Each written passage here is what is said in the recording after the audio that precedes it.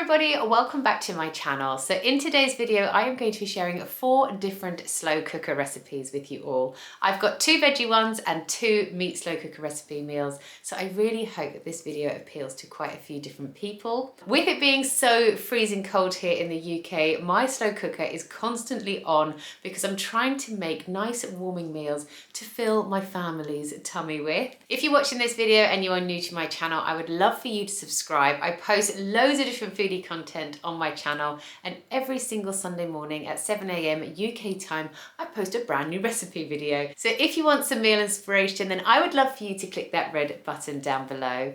With all that said, I'm just going to jump straight on into this video.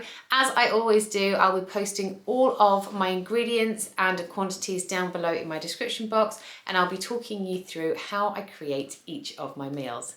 Let's go. The ingredients you're going to need for this meal is obviously some pork chops. So these are boneless pork chops, and I've just actually cut off the extra fat on the edges of it. The reason I've done that is because if I was to cook them in the oven, it goes nice and crispy, but in the slow cooker, it doesn't go crispy. So we just find it nicer without the extra fat. But as you can see, I have still left some fat on each of the chops. And then I have got some mushrooms, some new potatoes, which I have cut up into little chunks. I've got some creme fraiche. In here I've diced up 1 onion and 3 garlic cloves. I've got 500 mils of veggie stock here, and then I've also made a little flour and water mix. This is what's going to thicken up your sauce.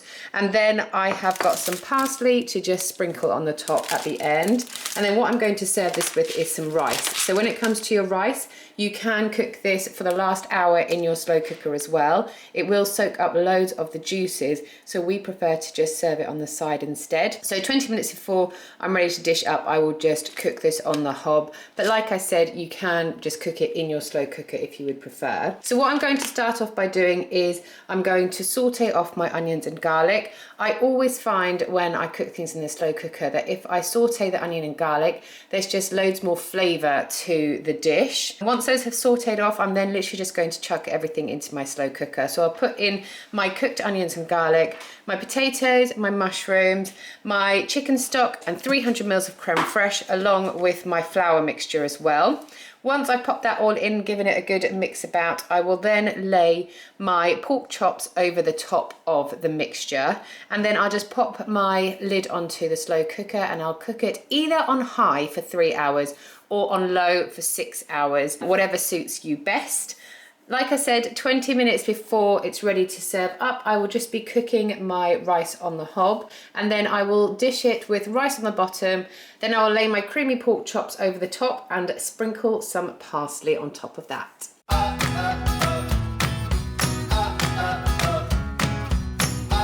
The ingredients I've got for this lasagna are 1 diced up onion and 3 cloves of garlic in here. And then when it comes to spinach, I have got some fresh spinach, but then I've also got some frozen spinach. The reason I'm using both is because this was just left over in my freezer, so I wanted to use it up. So you can use either fresh or frozen, but today I'm doing a combination of both.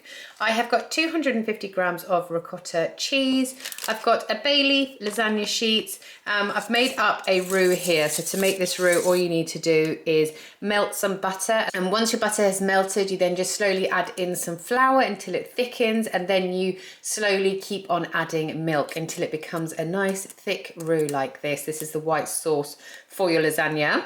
And I have also got some cheese here as well, some grated cheese, which I'll be using to put over the top of my lasagna at the end.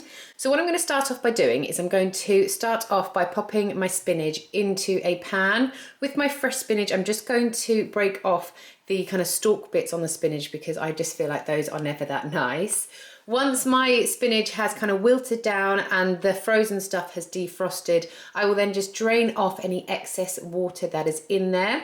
I will just remove the spinach from my pan, and I will then saute off my onions and my garlic, and I will also add in my ricotta cheese. To that mixture, I will also add a couple of bay leaves and then my spinach, and I'll just let those simmer away for about 5 minutes or so, letting the nice bay leaf flavours get into all of the mixture. I just wanted to jump in quickly and show you that I'm also adding a veggie stock into here along with 50 mils of water as well. I will obviously season this mixture as well. After 5 minutes, it, I will then just start constructing my lasagna. So I always start off with some white sauce on the bottom, then I'll put some lasagna sheets down, then I'll go in with a spinach layer, white sauce, lasagna, spinach, white sauce, lasagna, spinach, until I have finished all of my ingredients. And I will then just top it off with some grated cheese at the end. I'll put my lid on, and you can either set this on low for 7 to 8 hours or on high for 3 to 4 hours. If you're a lasagna lover, this is a really great way to enjoy a lasagna, but having a veggie version.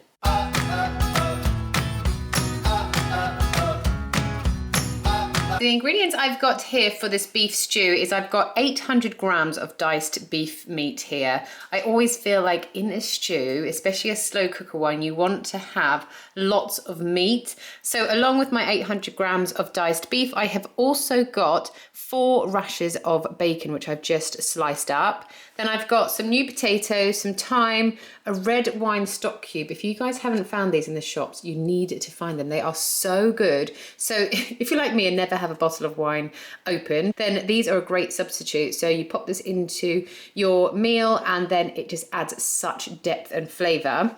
I've also got some tomato puree. I have got some beef stock here. I've got 600 mils to begin with, but I'm going to see if I need to add any more when I've got all my ingredients in my slow cooker. Then I've cut up some parsnips and some carrots here. I've just kind of done quite big chunks like this for both of them. And I have also got, I've got quite a few cloves of garlic here, but lots of them are like little and thin. So this is probably equivalent of about 3 garlic cloves as well. And then what I have done in this pot is I have mixed up 3 heaped teaspoons of flour and then just some water. And I've made it into a little paste like this so that this is going to be a thickening paste. You can use cornstarch as well if you want to, but I always have flour in my cupboards. So I use this instead and it works just as well. And then obviously you're going to use some seasoning as well, some salt and pepper.